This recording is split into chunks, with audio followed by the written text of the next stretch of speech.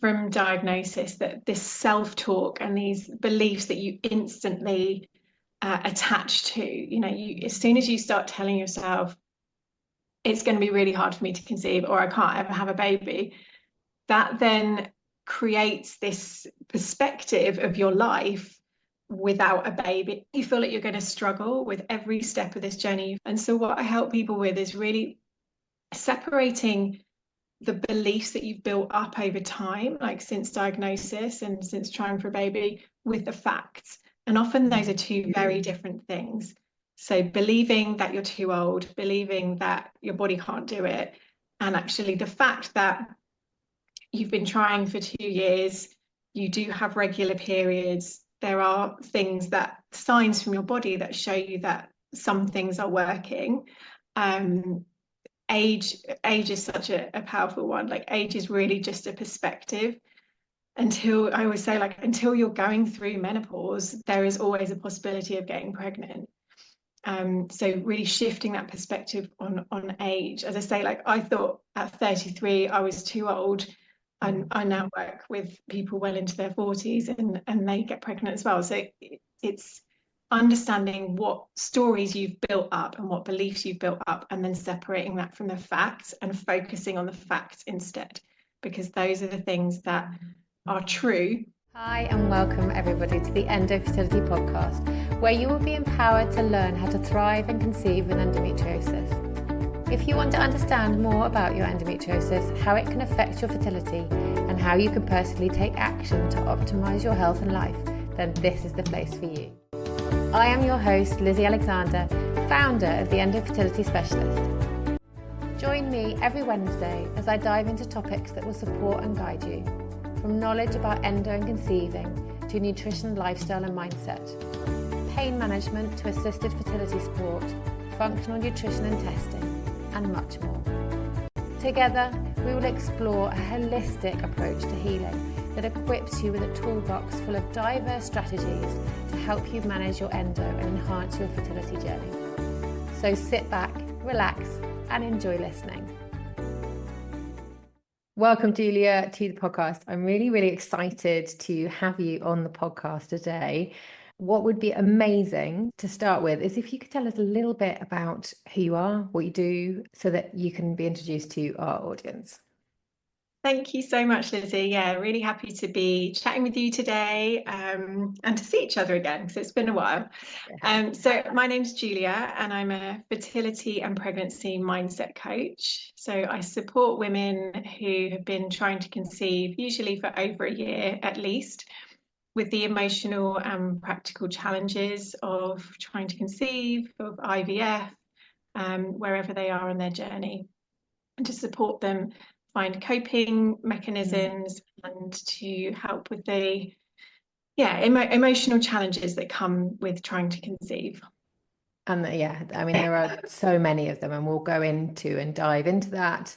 And what I find really interesting, and I know it's the same with you, is that so many people who kind of often change career or make their career into this is because they've had a personal story behind that. And so I would love to know if you would like to share a little bit about your personal story. I know that you've got endometriosis, which is very fitting, obviously, for this podcast, and maybe share some of the, what you've gone through that drove you to do what you do today. Yeah, absolutely. I think it's really powerful for us to keep sharing our stories and keep talking about this. So yeah, for me, I guess my journey probably started when I turned 30 and got the endometriosis diagnosis. So I knew I was struggling with periods and went to the doctors and they did a scan. And I actually got my diagnosis quite early, which can be unusual. I know some people struggle for a long time before they actually get diagnosed. When they said endometriosis, I didn't actually know what that was. So Googled it and I thought, oh God, I can't ever have kids. So that's the immediate thought that went through my mind. I was single at the time, wasn't planning kids anytime soon. But suddenly I felt this like weight of pressure on me. And then when I did eventually get married and started trying to conceive my husband, there was always this heavy feeling that it's not going to be easy for me. This isn't going to be easy. we'll probably need IVF. I don't think I can conceive naturally. So I was kind of telling myself all that stuff on a daily basis and really feeling the time pressure. I was 33 when I started, which now, as a 44-year-old looking back, I'm like, that's completely fine. That's quite young. But at the time, it felt just like I was ancient. And so we tried naturally for about 6 months, and I was like we've got to go to the doctor because I know I've got these issues. And we started on our IVF journey, and I had no idea what it involved. I didn't have any friends who'd been through it. Everyone I knew had got pregnant really easily. So it was a whole new territory for me. And actually, just to get to that decision of doing IVF was quite tricky. So my husband wasn't convinced by it. He was like, I'm not sure how comfortable I am with doing this treatment. So that took a lot of conversation to actually both feel like we're on board with it. We did our first round, we got 2 embryos and we transferred one, and I got pregnant, and I thought, okay, this is it. Great. Well, that wasn't actually that hard. Started all the celebrations, told everyone, and then miscarried a couple of weeks later and was just absolutely devastated. And again, just did not expect that to happen and did not realize that that was really quite common, because I just didn't know much about it, and I didn't know anyone who'd been through it. So to go through the next cycle was quite tricky, to bring myself back into the headspace of diving in for another cycle. And again, we got pregnant, and again, we miscarried. And so by this point, I was just like, is this ever going to happen? How much more can I put myself through? And at the same time, we try and carry on with our lives, right? We know we've still got a job to do. I've still got, friends to meet up with. I've still got, a family to be a good daughter to. And it's quite tricky to sort of manage all those other things when you've got this huge challenge that you're facing that people don't really understand that well unless they've been through it. We did a couple more rounds, which I got a few more eggs for, and then one didn't work at all. And then the last one we tried gave me my son. And so that's where we are today. But it was definitely a long old journey to get to that place. But yeah, I learned so much about myself actually during that time. And yeah, that's what really, as you say, so many fertility coaches have been through it themselves, because you feel like there's so much that you've learned that you feel you want to be able to share with other people so that they don't have to necessarily go through the same things in the dark, and so that they can be educated and supported along the way. Yeah, and it sounded like, so did you have a community or anyone that you could talk to, or friends or family that had been through or going through IVF that you could talk with at that time? Because it sounds like you were quite lonely through that, or not? Yeah, I was really lonely, and actually what definitely didn't help was my younger sister, getting pregnant by mistake during that time. Oh, no. So I couldn't speak to her for about 6 months. I just really struggled to even engage with her, which wasn't nice for her either, but I just couldn't do it. And so that caused problems with my family. And yes, I felt very alone. And actually, we were just chatting about Sarah Holland before we came onto the podcast. And that was the only community, her Facebook community was the only place that I really felt like I could speak honestly about what was going on for me, and with people who really understood. And that started the ball rolling of, I need to speak to more people who understand what this means, because the comments I'm getting back, like from my parents, of, oh, it will happen soon, don't worry about it, and why are you causing all this fuss and all that kind of stuff, is not helping me. So that made a big difference, just meeting people who are going through it. And then at work as well, I found a couple of other people, but it always feels like you've got to do it kind of under the radar, because you don't want to talk about trying for a baby at work. But I found a couple of people who were also going through IVF. So having lunches with them and chats with them, and that really helped to feel less alone. It's such a lonely journey, and I know, I feel kind of like I've gone through some of this experience quite well because I feel like I've had a community around me, because I've been lucky, I've known about the things in this sort of like second time. But it can be so isolating. And the first time around, it was isolating. I didn't know about the work communities. I didn't know about fertility coaches. I didn't know about any of this. And when I get clients that come on, I'm sure it's the same with you. And they, particularly if they're new to, fertility or new to being diagnosed with endometriosis, they do feel very alone. And I think it is amazing to have, to have communities, to have fertility coaches, to have people to talk to, because I really do think talking, listening, sharing experiences makes you feel so much better. Because I think when you're alone, it is so isolating, and then that just perpetuates anxiety and kind of like, is it just me? So many emotions, which I'm very excited we're going to dive into more now. Yeah, absolutely. It's hard to be in your own head when you're going through this, because there's so much to unravel and so much that you start feeling really scared about. And when you feel like you can't really talk to anyone else or no one else gets it, you just feel like you're the only person in the world that is experiencing that. And that's a really horrible feeling. And the thing is, even though you're going through it, and often not everyone is going through this with a partner, husband, but most people are.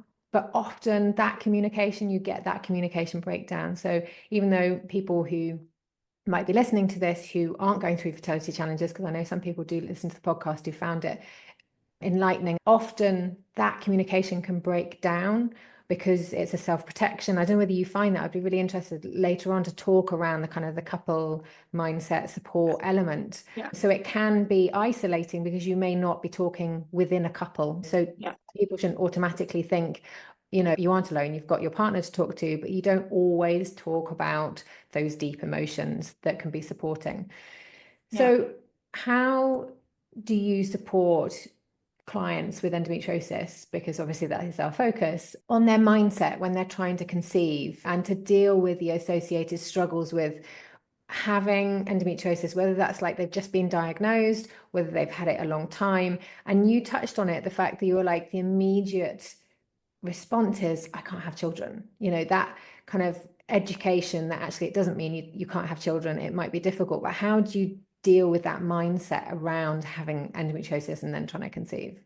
Yeah, it's a really powerful one. And I think, as I say, like from diagnosis, that this self-talk and these beliefs that you instantly attach to, as soon as you start telling yourself, it's going to be really hard for me to conceive, or I can't ever have a baby, that then creates this perspective of your life without a baby. You feel like you're going to struggle with every step of this journey. And so what I help people with is really separating the beliefs that you've built up over time, like since diagnosis and since trying for a baby, with the facts. And often those are two very different things. So believing that you're too old, believing that your body can't do it, and actually the fact that you've been trying for 2 years, you do have regular periods, there are signs from your body that show you that some things are working. Age is such a powerful one. Like, age is really just a perspective. I always say, like, until you're going through menopause, there is always a possibility of getting pregnant. So really shifting that perspective on age. As I say, like, I thought at 33 I was too old. And I now work with people well into their 40s and they get pregnant as well. So it's understanding what stories you've built up and what beliefs you've built up, and then separating that from the facts and focusing on the facts instead, because those are the things that are true, and the beliefs are your own internal world that you've created, and often not particularly supportive. So we want to move those supportive statements, like, it hasn't happened yet, but I've still got options, I've still got chances. And as I say, focusing on the things that are working. So I'm getting a regular period, my hormone levels seem in the right balance, I'm ovulating, whatever is true for you. and holding on to those things, because it's so easy to think, because I've had this diagnosis, that means everything I've dreamed about is out of reach, and it's allowing you to feel like it is within reach again, which then in turn makes you feel a lot better about carrying on with your journey, however long that takes. And I thank you. I think that's huge. And I do think it's huge from a personal point of view, from clients when I've seen them. It's those beliefs. And I think even when you start speaking to people, they're like, oh, you mean that there's a different way of thinking? And it's fascinating to realize, and you can get so bogged down with those beliefs. And I love the fact you touched on age, because age is such a common one.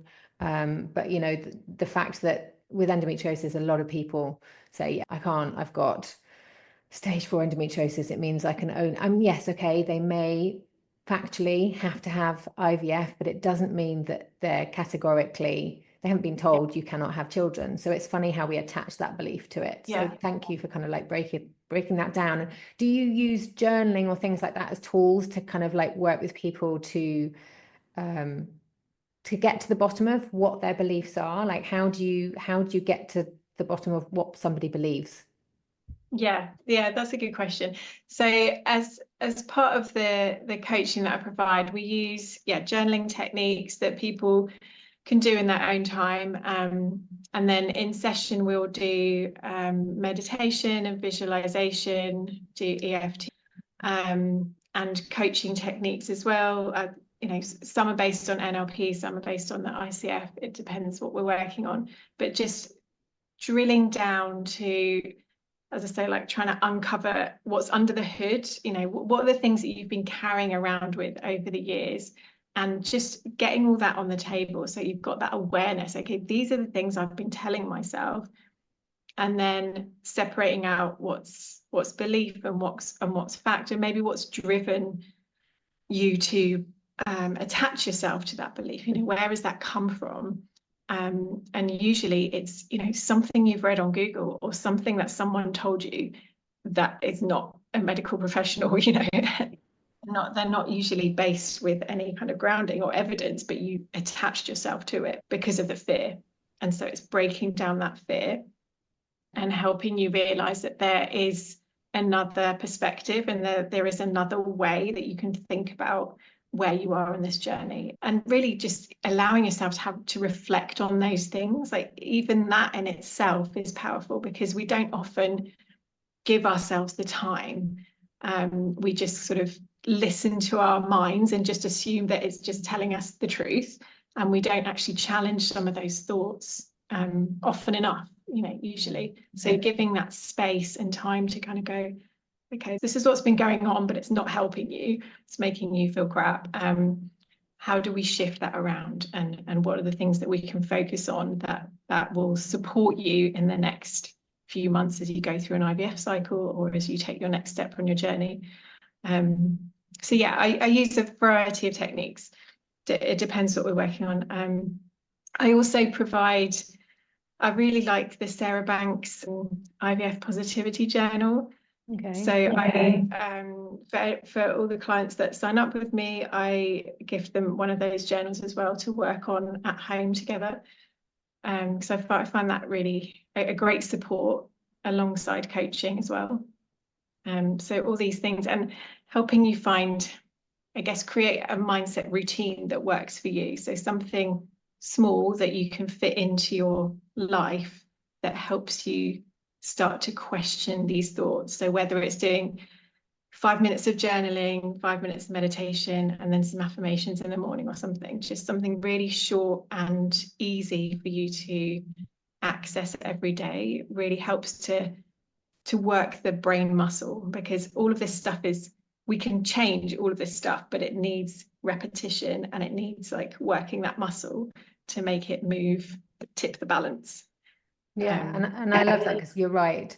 It's like I think about it like a river, and I suppose it's like, if you remember in geography, I remember you have the river that meanders down, and those are like your thoughts. And if you think in a certain way, it's going to take a while before you can change the course of that river. And the more you work on it, you can then take out a couple of the bends and make yourself think in a and change your beliefs and think not it's positives. That positive is one of these words that sometimes can be mistaken when we're talking about fertility. It's changing our beliefs about ourselves, but I say it to clients that it's about changing your frame, but that your frame of thought around things, but it takes time, it takes practice. Like you said, it's building a muscle, and doing it once and going, I can't do it. Well, you won't do it after once. You've got to keep practicing. It's like going to the gym. You're not going to suddenly get muscles after one go. Well, you need to practice at that. And it's really hard to start with. Yeah, absolutely. And I think what's great about working with a fertility coach is that you get the help to find that awareness in the first place. So actually doing this stuff on your own is hard at the beginning, especially because you're like, I don't even know where to start. Like you don't even realize that thinking differently is something that you could do. So often when, like, after the first couple of sessions, clients are like, oh, that's a massive breakthrough. But to help them feel consistently that they can think that way, that's the bit they need to do themselves, like that daily mindset work. And then I can support them through the weeks with that, but you usually have a breakthrough and then you need to keep working at it. So the river's a great one. I like to use like the big oak tree. So you've got this massive oak tree, which is your unhelpful belief that you've been carrying around for ages. And in session, we kind of chop down loads of the branches and we plant a little seedling next to it of the new beliefs that you want to hold on to. But to allow that seedling to grow, you need to keep working on the mindset routines, so the meditation, the affirmations, the journaling, to allow it to grow. Because as it grows, then the oak tree falls down, because you can't have both at the same time. And I love that. I really love that. You mentioned NLP, neuro-linguistic programming. That's it. I remember, gosh, it was when I was trying to get pregnant with my son, so maybe 7 years ago. And I remember because I'd started work with a fertility coach, and it was all very new. And I remember she did some NLP because we'd done kind of the nutrition work. We weren't getting anywhere, and she was like, "Yeah, maybe we'll visit the whole mindset piece." And I remember it was fascinating because it kind of came out that I had kind of like two personalities. It was like one side of me that was desperately want to be a mother, and the other side of me that was like, no, but I want to travel and I want to have fun and I don't want any responsibility. And I didn't realize how much that those beliefs were actually almost blocking that kind of like, it was putting off going, yeah, but I want time with my husband. We've just got married. And like, it's funny because it's not always associated with, say, your fertility or the endometriosis. It could be other beliefs that you don't think about. And I remember being like, wow, I didn't realize how much I was like digging my heels in and going, actually, and then we kind of broke it down and went, but you can still do these things. You can still do the things in life. And it was like, oh, okay. And it was a breakthrough. That for me was a huge breakthrough. So I would really like to talk around, if you could explain a little bit about NLP, EFT, some of these techniques, how they work alongside journaling and all the other things. Yeah, absolutely. It's a really powerful coaching method.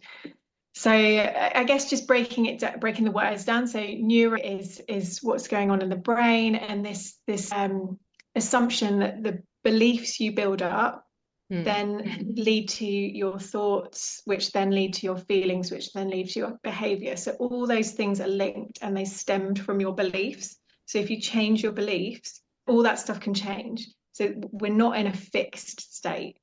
Our perception of our brains is that this is just how I am. This is just who I am. I'm a negative person. I'm a, I don't know, whatever person. And you kind of think that that's fixed, but it's not. All those things can change. So if you change your beliefs, then you can change your thoughts and your feelings and your actions. So that's the kind of core around the neuro. The linguistic is, what are we telling ourselves? What are the words we're using?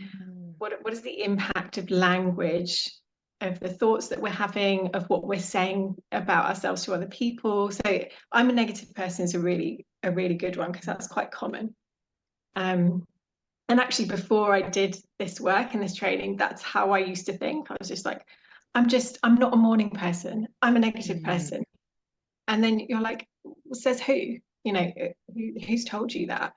You're like, oh, it's just how I am. And you're like, based on what? And what would it mean to be a positive person? And what attributes do you have that are positive, and then you start to rethink your whole self in a way. And especially with that thing with them, I'm not a morning person. Yeah, okay, naturally, perhaps not, but then you can shift that by how you're talking to yourself and what you're telling yourself about yourself. So this again works really well with fertility, the fertility challenges. So around age, around, because I've got endometriosis, I can't have kids. That's often a statement that we'll hear, and you're like, okay, well, what does that mean when you've told yourself that statement over and over again? How does that feel? And what evidence is there to suggest that it might not be true? So it's challenging all that language that we're using to talk about ourselves. And then the programming part of it is the patterns and the routines and the habits that we naturally do, and making conscious choices to change some if we want to, so that they can be more supportive. So a good one around that is, I can never get myself to the gym. Okay, well, what's something that you can change to enable that? Yeah. So, putting your gym clothes on as soon as you get out of bed, that's a pattern that helps you achieve that goal. Yeah, so again, that's the sort of broad element of NLP, but there are loads of different tools within it. I tend to use the belief transformation submodalities, which is about all your senses. So the one I particularly like is around things being closer and further away. So I had a client recently who had been through so much heartache on her journey, and she was just feeling like her baby was so far away. And she actually kind of did that, like it was just so far away physically. And so we did a visualization to help her really bring that image of her baby just physically closer in her mind. And then just talking about all the feelings around that and how hard or easy that was. And there's so much power in that, because harnessing your imagination to really bring that visual of your baby closer to you just feels better, feels like it's within your power to happen, and it's potentially going to happen, and that just makes you feel like there's hope there, as opposed to when it feels really far away, you lose that hope, you lose that connection. So tools like that I find really powerful as well within the coaching. But there's a lot to NLP, but what I love about it is that you can pick and choose different tools in different moments, and it's quite a practical thing. So it differs a lot from counselling, where there's a lot of talking around a specific emotion, and NLP feels, for me, a bit more practical. So you sort of tackle something quite specific quickly. Yeah. Do you see, when you're working with clients, do you see their breakthroughs on those elements quite quickly, or is it something that takes time? I suppose it depends on everybody's journey, to be honest. It does. And as I was talking about before, I think often there are quite big breakthroughs in the session, and then it then requires work outside of the session to kind of maintain that, and to keep focusing on that, and to keep challenging those narky beliefs that will keep coming back. So we have to keep batting them away, and it's like the default will be like these big scary beliefs that you've been carrying on for years, but then you have the breakthrough and you're like, oh, it is possible to think differently here, but you've got to keep going and keep sort of smashing them down. And I think you're absolutely right there, because they do come back if you don't keep tackling those thoughts. Interestingly, I had a client who had a lot of medical trauma because of the slowness in her diagnosis with endometriosis, various things that had gone on. She had terrible medical trauma to the point where she couldn't even enter the hospital to get a blood test. She really needed to be working with you at that point. I should have gone, Julia, she needs to work through the mindset thing. And because she was kind of traumatized through that. This week with my son, we had to go to the hospital, and he's had a couple of falls in the last couple of years where he's had to have a cannula in his hand. The doctor wanted to take some blood, and he just remembered that when he was really against having the needle, and I was trying to talk him through, imagine that it's not as bad, and it's trying, because you start thinking, and I could see in his mind that he was making it.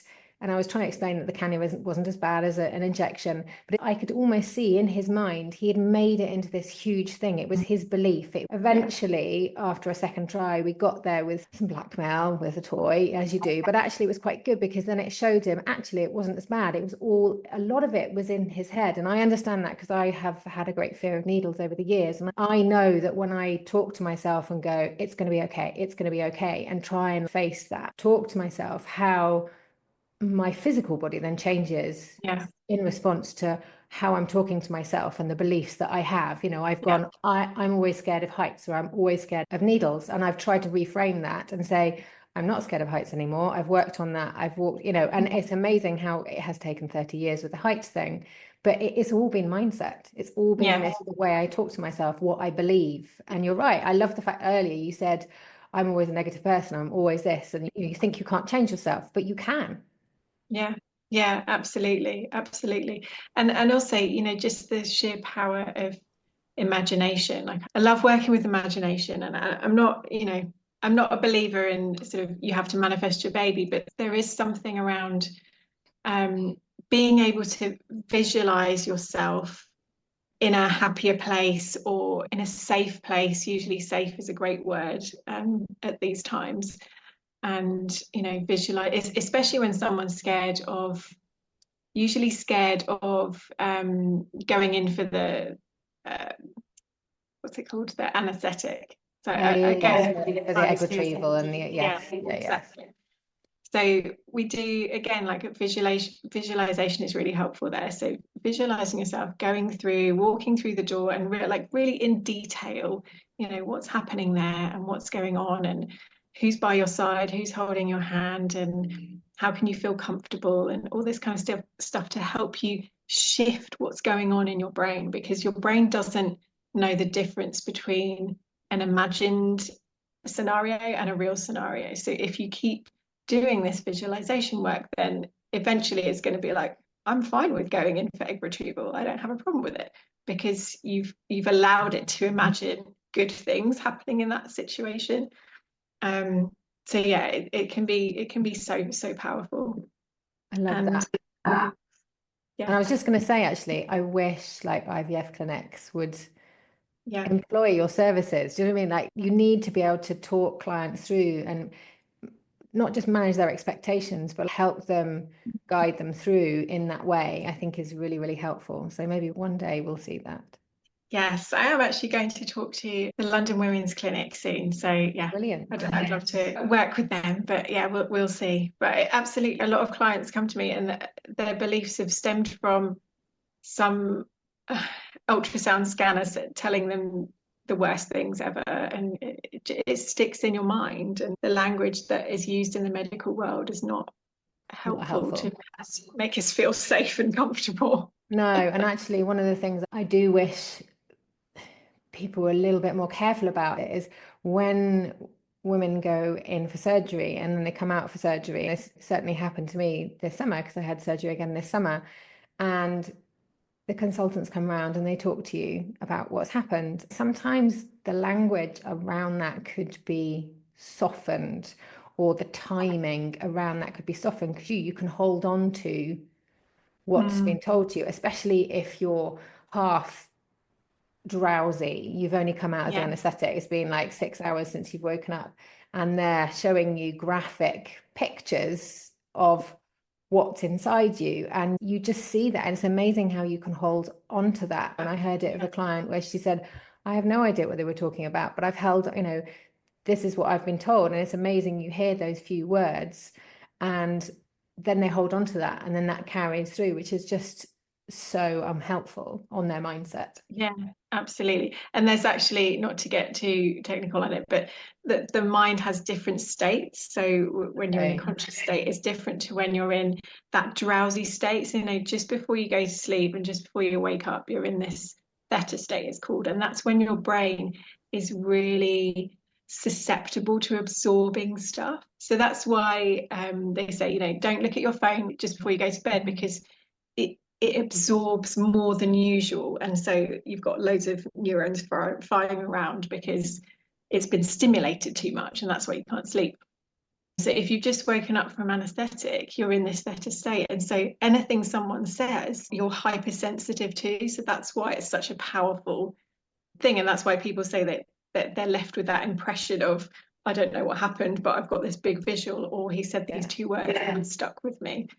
So yeah, even more important that doctors say the right things at the right time. That's really interesting, actually, because I think you can then, if we know this, you can also say to your doctor, would you mind just holding off for a day until, there are ways that you can manage that if you know that. So thank you. That's really, really helpful. I wanted to ask, because one of the things that you do is dealing around not just fertility, primary fertility, but also secondary infertility, as well as then pregnancy and things, which we'll move on to. But what are some of the common mindset challenges with dealing with secondary infertility? Yeah, it's really interesting, actually. Over the past year, I've had a lot of clients come to me with secondary infertility, and I think one of the reasons is probably it's even possibly lonelier than the primary fertility space, because you're really in this limbo land. So you've got one child and you're trying for your second, but you've got a foot in motherland and a foot in infertility, and that's kind of a weird juxtaposition to be in. And I think the main challenges that I find is really around guilt. There is just so much guilt in various different guises. So the guilt of not being able to give your child a sibling, massive, huge. We take all that on ourselves. We feel all that pressure ourselves. The guilt around, why isn't my child enough? Why do I want another child? Why can't I just be happy with one? Huge. We play on that hours on end. And another one is, I've already got a child. Other people are trying for their first child. I shouldn't feel the way I feel about this. So guilt in those three guises is very, very difficult to work through. And that's why I think it's lonely, because it's quite difficult when you're trying for a second child to really have those vulnerable, honest conversations with people who really understand it and who get it. And you will more often than not be faced with comments like, oh, just wait and see, or it will happen. You've had one, you'll have another one, it'll be fine. And there's a lot of like those platitudes which don't really help. So it makes it harder to actually speak openly with people. Yes, so it's a tricky, with secondary infertility, you're also, more often than with primary infertility, I'm helping clients with that period of acceptance. So being able to actually enjoy your life as it is with the family that you have. And a lot of people want to find that peace and acceptance with where they're at, which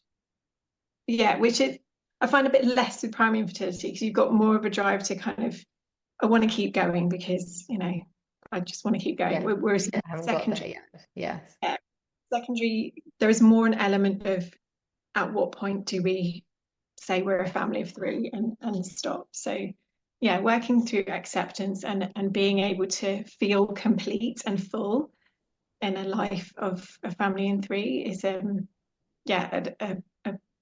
big focus of what I work with my clients on when they're going through secondary infertility. So it's got different and the same challenges, but it's a really interesting area, I find, and as I say, sort of more and more common.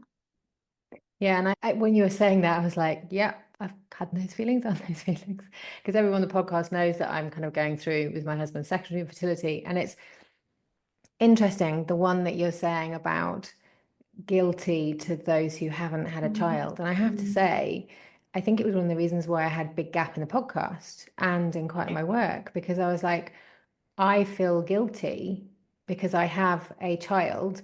I feel like I want to share all the things that how I got to have that child, and that's amazing. But then because we were then struggling, I then was like, but now I feel guilty because there's all these people who are trying to get pregnant, and I should be satisfied that I'm having one. And like you said, I feel guilty that my son's not got a sibling. I feel all this guilt.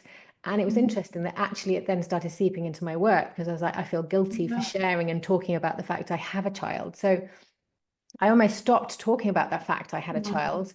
And it was like, no, I should be proud of the fact that I've got my son and we've got there. And sadly, we're going through this. And you're right, guilt is definitely a huge, huge emotion. And it's really difficult to navigate around that. And I've had clients again who, same secondary, not as many.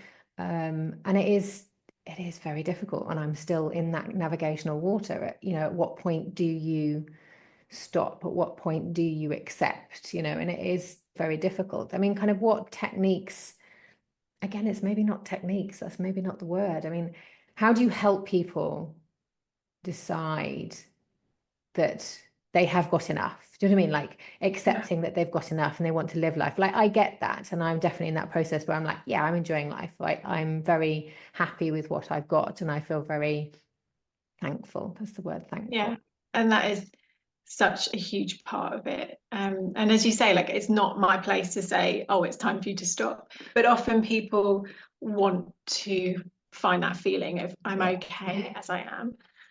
And so it's where you put your focus, because when you're going through infertility, you're longing for something you don't have. And when you shift your focus to, okay, but what do I have right now? What can I enjoy right now? What can I revel in right now? What brings me comfort and security and love and fun and, all those really good emotions right now? And so being able to shift your attention back from what you don't have to what you do have is really, really important. And gratitude is a massive part of that. And I think one of the really important things is around this guilt of not being able to give your child a sibling is your child does not need a sibling to thrive. It's, societal beliefs, again, beliefs coming back to play, 2.4 children, whatever. And often there is this natural urge to have 2 children or more children. And so there's nothing wrong with that. But the thought that my child somehow is going to suffer from not having a sibling, that's a belief. That's not a fact. And so it's unraveling that one.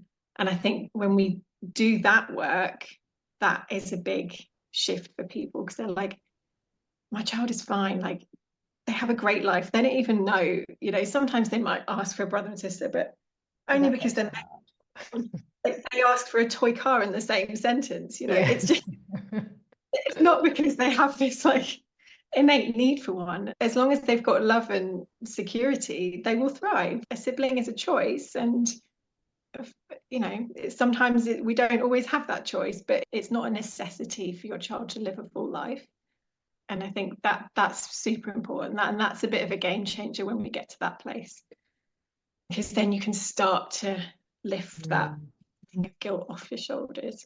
And guilt is a funny thing, because guilt is also a massive driver.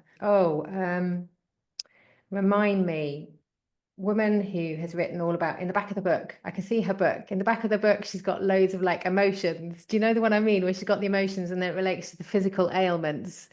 And like, it's gone from my head. I guess Louise Hay. Right, yeah. Yes.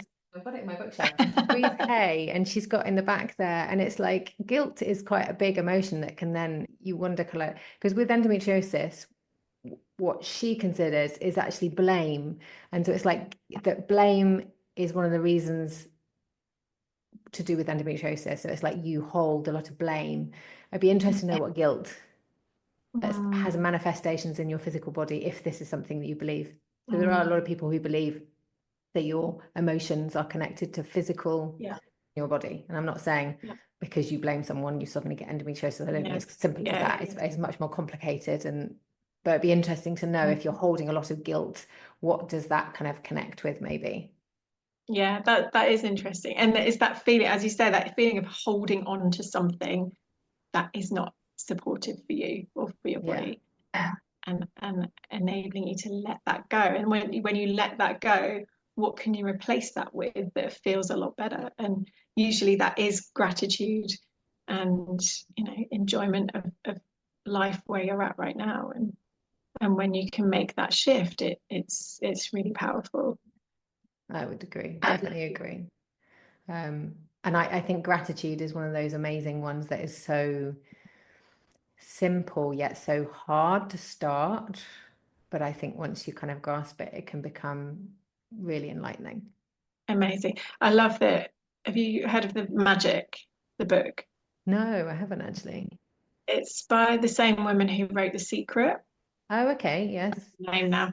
And it is an incredible book if you want to start a gratitude practice, because it's like 28 days, and it gives you really like powerful prompts and activities to do for 28 days. And the idea is like after 8 days, it becomes more of a habit.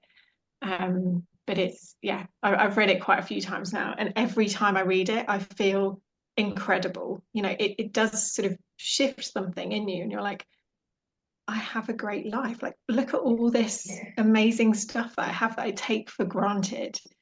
That you just go through your day without even recognizing. And sure, there are loads of things that might be missing and that I focus my attention on. But if I focus my attention on all the things I have, wow, that is powerful.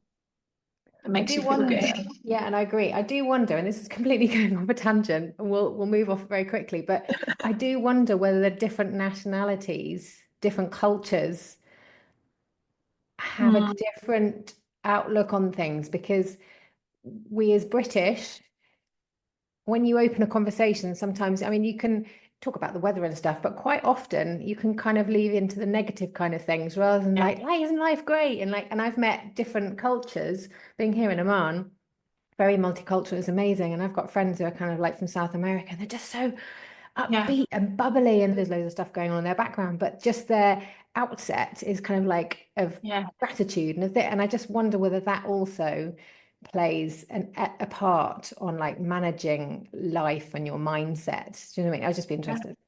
No, I absolutely 100% agree with that. And for a while, like I keep in discussions with people, I'm like, in the UK, we're a very anxious society. It's the rain. There's anxiety everywhere.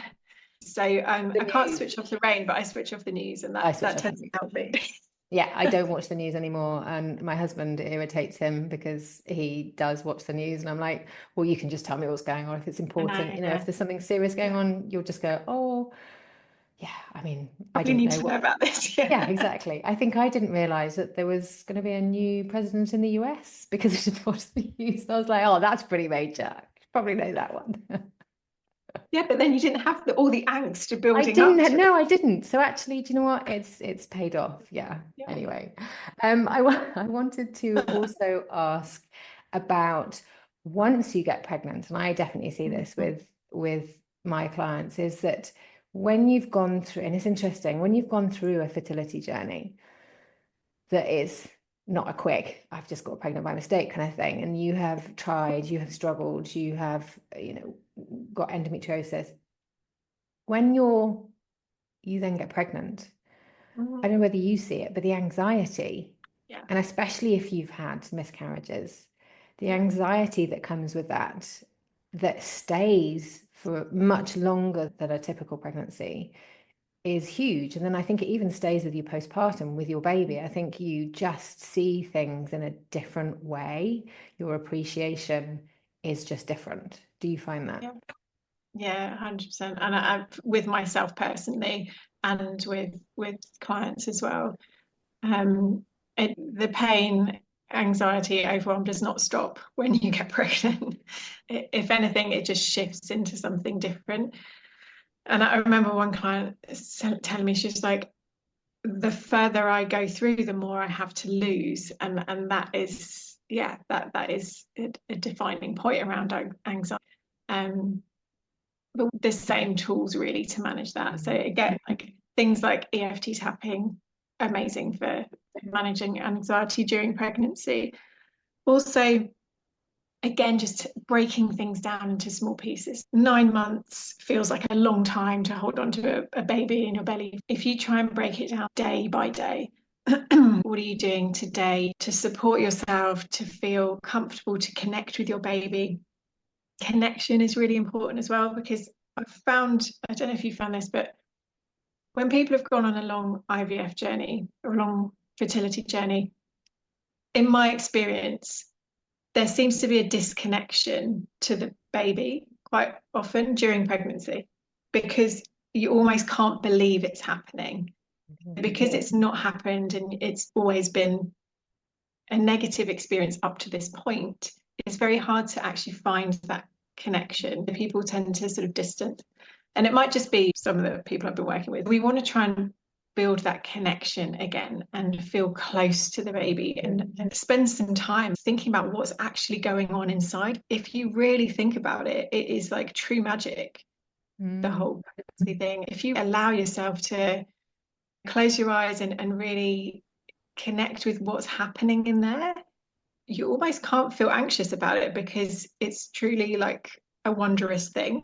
If you stay with that day by day, then that definitely helps. Like if you start thinking, am I going to get to the next scan, and what if they find this and that, then it becomes really easy to get anxious. But if you really stay connected to your body and to your baby and what's going on in there, and the things that I quite like those apps that show, like how big they're growing each. Yeah. That kind of gives that magic. It helps you create the magic and see the things you can't see. But it's also like day by day progress is being made. And that's important to stick with, I think, that daily progress, and that, your body's showing you that it can do it. And all the signs that it's showing you that it can do it. And I think to add to that, I've mentioned it recently on a couple of podcasts. For me personally, I'm really tapping into this. I have a gut belief, and I need to tap into when I have a gut feeling, to kind of like believe it. And I think it's the same through pregnancy. Just believe, if you're getting a gut feeling that there's something not right, then follow it. But if you've got a gut feeling that it's all okay, then just believe that. Do you know what I mean? Like really go with that. And that can really, really help. Do you know what I mean by that? I do. And I think what's important though is to differentiate a gut feeling from a fearful feeling, because they're often quite similar. And so I often get people coming to me saying, I just know that it's never going to happen for me. Oh, that's and different. actually, when we dig into it, it's the fear that it's never going to happen to you. But a gut feel is usually in your gut, and it's quieter. It's a quiet, soft nudge in the right direction. A fear that you can sometimes mistake for instinct is a much louder, bigger, usually like in your chest. This is it. But that's the one you want to challenge. But the quiet gut feel, and I think that's really good, because you're right, there are different feet, and not everyone is in tune, because it's taken me years to kind of like tune that in, and you don't instinctively know where those things are coming from. And when you're sort of anxious and fearful, it does come much more from up here. And you get the palpitations and various other things as well. But thank you, that's a really good explanation. Yes, and it often feels like instinct, but it's not. It's a hidden instinct. Thank you. So we've talked, and it's interesting, I'm just going to wrap that little bit up there, that I like's the wrong word, but you're right in terms of that sort of feeling of anxiety. Does it go away? No, I was thinking about the other day, I made a flippant comment, was the wrong word, but I think we were somewhere that it was a little bit scary with my son, and I was just like, I've only made one, can we look after him? And it instinctively came out, and I was like, oh wow, that was quite a powerful statement, because I might have been near a cliff or something, and it was just like, it's amazing how that anxiety comes back. And it's something that is interesting because here there aren't as many concerns around driving with children in seatbelts, for example. Right, okay. And I have seen some situations where I'm not entirely comfortable with children where they're not in their seatbelts. And because there are so many children, it's interesting where we used to have families with many children, and I know this is a case in various European countries as well, 100 years ago, because it was like you'd have lots of children, so they work on the farms, and they were kind of like your future pension, because they're going to look after you. And in those times, we were much more like, whatever happens, because we've got lots of them. Whereas I think when you've got one, it's just interesting. That mindset is very different. It is interesting. Yeah. And just to, I'm not coaching you, but just to pick up on the word you used there, like I've only got one. But if you had two, you'd probably still have the same fear, right? Because you don't want kids like, I've only got two. But yeah, it's those subconscious thoughts, and what is it that we're telling ourselves that we don't always necessarily know, but it's that internal dialogue that is useful to tune into, because as soon as you're aware of that stuff, it's easier then to flip it. Yes. Yeah.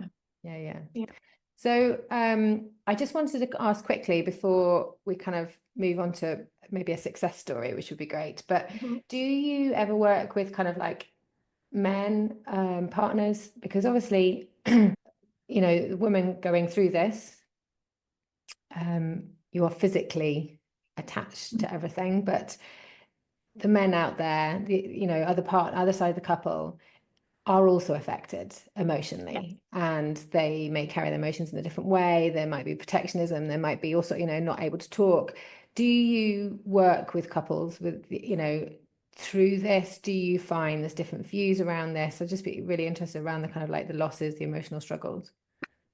Yeah, it's a really good question, and absolutely, men are very much part of this process as well. They're seen as this sort of support, they have to hold everything up, but it doesn't mean that they're not affected, and that they often are. My work is predominantly with women, but I do often do sessions around, like relationship issues, but just coaching the women around that, because infertility does impact relationships, so there's no doubt about that. And the communication style, I remember one of my clients saying to me, our cycle was cancelled, and he just sent a text saying okay, and she went completely mad, because she's like, how can he just say okay? And what is going through his mind? Where is he at, and why does he feel that's an appropriate response, and why do you feel it's not an appropriate response, and what is it that you're going through that's different, and how can you explain that to him and in a kind of non-combative way?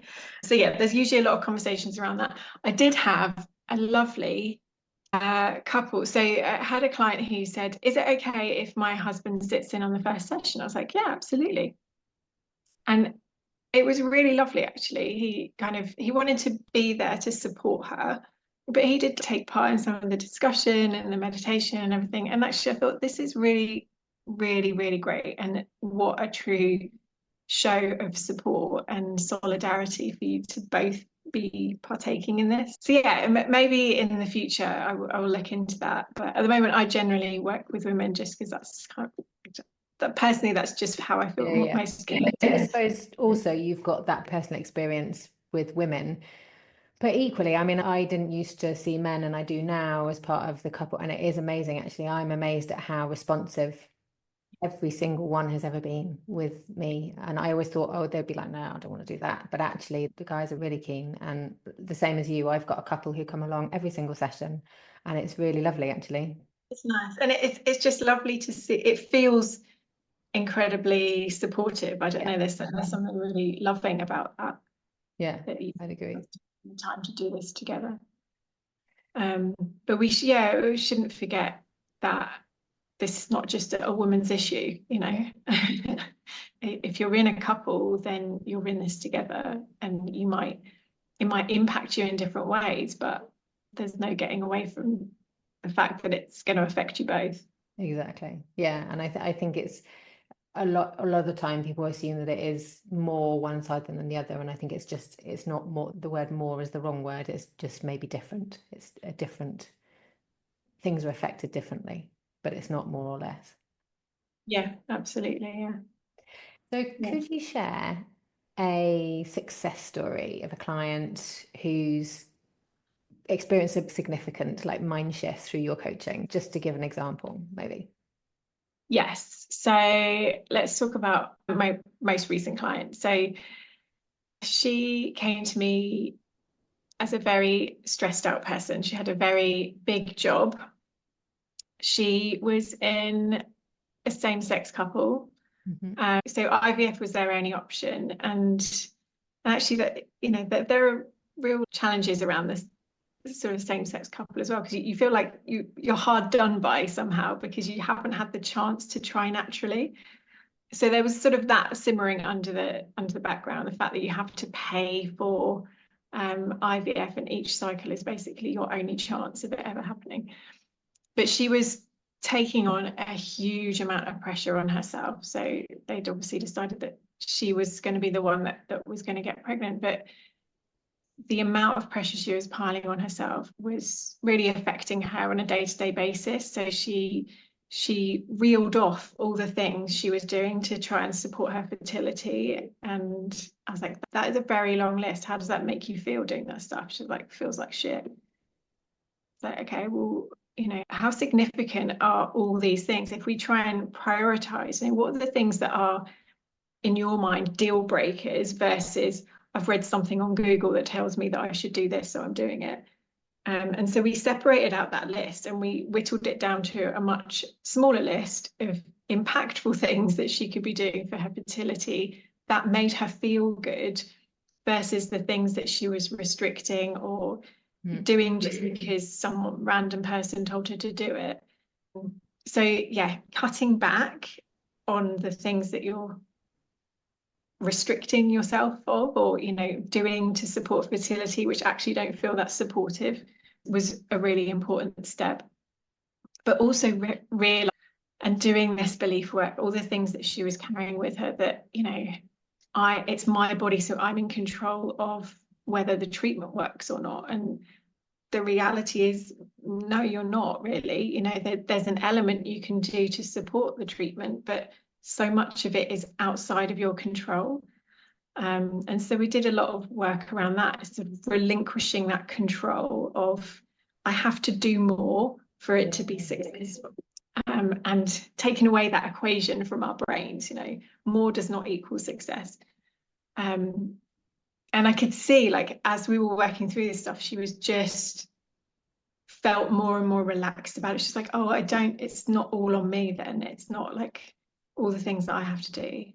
I'm like, no, because look at all this stuff that the doctors have to do, and that's out of your hands. You have no control over that. And so we did a lot of work on that, again, like within her relationship. So she had a really supportive partner, but she definitely took the role of almost like mum and dad in her identity. So we kind of had to look at that and look at whether that was helpful for her to be having all the responsibility of everything, and how she could relinquish some of that to her partner. And again, like how she can communicate with work so that they can support her in this and do that in a way that made her feel comfortable. And again, we worked on visualizations as well, meditations, to just really lower her stress levels and slow her down. She was a person who was just like 120 miles an hour constantly. And so that slowing down allowed her to spend the time to reflect, challenge her thoughts, challenge her beliefs, and really go into her next cycle believing a lot more in her body. And they'd had miscarriages before, so we had that sort of attachment that we needed to remove.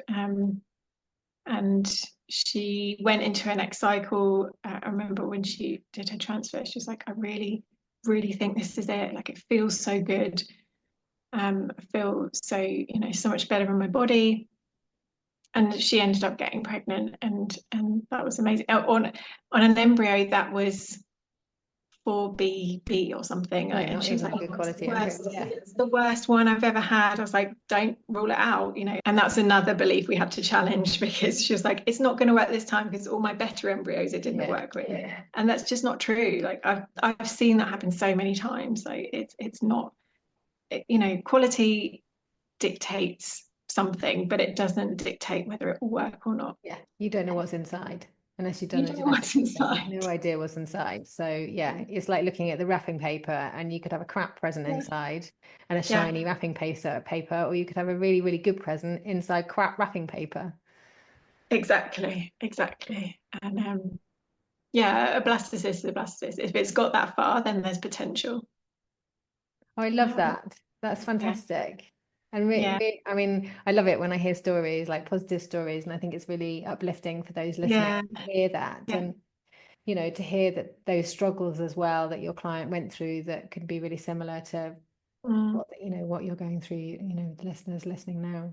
Yeah, absolutely. And I always say, like, when people are struggling with moving away from Google, which I know is hard, just look up positive stories. Then if you're going to Google something, just look up success stories and let your brain absorb all of that goodness, because there is so much magic and stuff that doctors can't explain, that happens on a daily basis. So feed yourself that stuff as opposed to I love that. It's like the positive news. I think, isn't there a positive news channel? It's like having this, we've got so much negative. It's like follow the positives, not just the kind of like, and I think that's really, really important. Yeah, definitely. So just wrapping up now, what message of hope would you like to share with listeners who might be feeling discouraged in their fertility journey? Yes. First of all, I would say, I understand, like I get it. Like, it's really hard, especially when you've been trying for a number of years and you feel you've kind of forgotten what life is like outside of trying to conceive, and that can be a really difficult space. What I would say is your past, all the stuff that's happened before, does not dictate what's going to come. So, if you've had really difficult traumatic experiences, then you need to heal from that, and you need to allow yourself time to process that.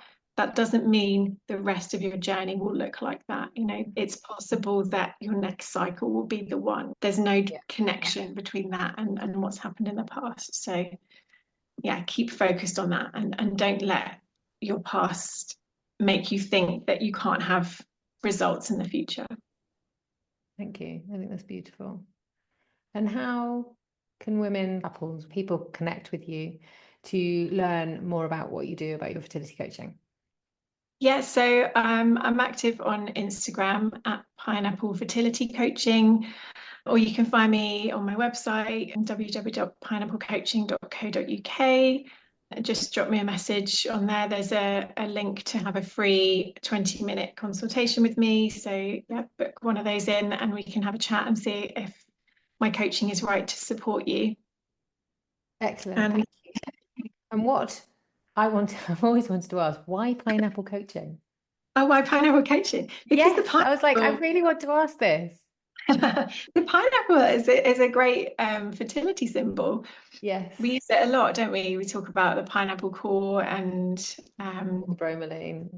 Yeah, exactly. It's a powerful fertility symbol, and it just felt, I remember when I thought of it, I was like, pineapple, it's got to be the pineapple, because I think it was featured quite highly in my IVF journey. I was like, not because you're going to follow the pineapple diet or anything like completely extreme. It's not about but it's just about the symbol of the pineapple, that you often find it on fertility products and stuff. It's a symbol of the community, which I like. So I love it. And it also stands out, actually. It does stand out. You remember it. Yeah, exactly. Yeah. Which is good. So do you have any resources or anything you're working on at the moment that you want to kind of like share about? Because I could put them in the show notes. I could put any links in there. But maybe just talk around that. Yeah. So I've got my 2-week wait survival guide and journal, which I'm happy to send over, and we can add that to the show notes. And that's a really great, I think it's 24 pages. You can print it off and just use it whenever you're in your 2-week wait to support you doing something positive that helps focus the mind so that you're not Googling and you're not symptom spotting. And it's got like activities that you can do every day to support yourself, and a 14-day journal in there as well. And if you are going through a 2-week wait, or you've got one coming up, then I also do a standalone 2-week wait support session, which is a really soothing session. We go through some visualizations, we do some transformative belief work, and just helps you, again, like take your mind away from the symptom spotting and the catastrophizing, and just helps you sort of reset, soothe the soul so that you can carry on with your 2-week wait in a better frame of mind. So that's it, all around the 2-week wait. And then obviously my one-to-one coaching, which is Release and Restore, which is 6 mindset sessions. And we can take them over the course of however long you need, like through the different steps of your cycle. And that's, really transformative work, talking about all the things that I've already talked about. So coaching, meditation, visualization, EFT, just to help you shift your perspective and your beliefs so that you can go into your next cycle feeling like you can do it and that there is potential here, as opposed to feeling like all is lost. I love that. And I have to say, I love your soothing voice and just aura. And I'm like, I wish I'd had you on like previous like IVF cycles. I really could have done with that. So thank you. The 2-week wait journal will go in on the podcast goodie bag. So people can like keep checking in, and they can check in on there. So fantastic. And I will put, what was the name of the 6 sessions? It's called Release and Restore. Release and Restore, and I'll put that on there as well so that people can look into it. So if women listening to this episode today could take away one thing from you, what would that be? Just to finish off. One thing, I would say that it's, you don't have to believe everything you think. So I know you've probably heard that before, but it's a really powerful statement. You don't have to believe everything you think, and there is another perspective that you can choose. And I can help you find it. I love that. I love that. Thank you, Julia. This has been a fantastic episode. I've really loved our interview. Thank you so much for coming on today. Thank you, Lizzie. It's been a joy to talk with you. And I will speak to you soon. Yeah, speak to you soon. See you later. Bye.